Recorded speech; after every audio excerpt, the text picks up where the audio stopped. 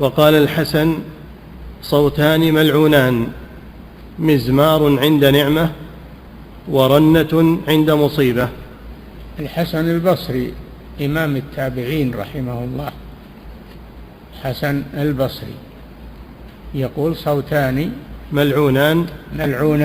واللعن هو الطرد والإبعاد عن رحمة الله، أي ملعون أصحابهما. نعم. مزمار عند نعمة، لأنهم إذا شبعوا بطروا وأخذوا يغنون ويطربون، والنعمة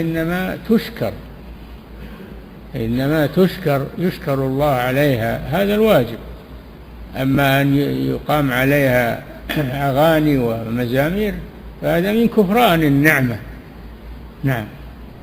ورنة عند مصيبة. عند موت قريب أو موت من له قيمة في المجتمع. الواجب الذين إذا أصابتهم مصيبة قالوا: إنا لله وإنا إليه راجعون، ولا يأتون بلفظ يسخط الله سبحانه وتعالى من النياحة ومن الأصوات التي فيها إظهار الحزن. الرنة رنة الشيطان كما في الحديث.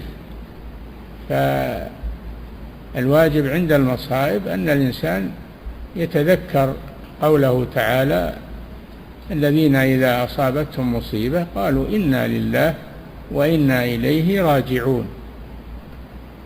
ويتذكر أيضا فجيعة الأمة بمحمد صلى الله عليه وسلم، وما أبدوا جزعا ولا سخطا، مع أن الرسول أحب إليهم من أنفسهم عليه الصلاة والسلام، وهو زينة الدنيا عليه الصلاة والسلام.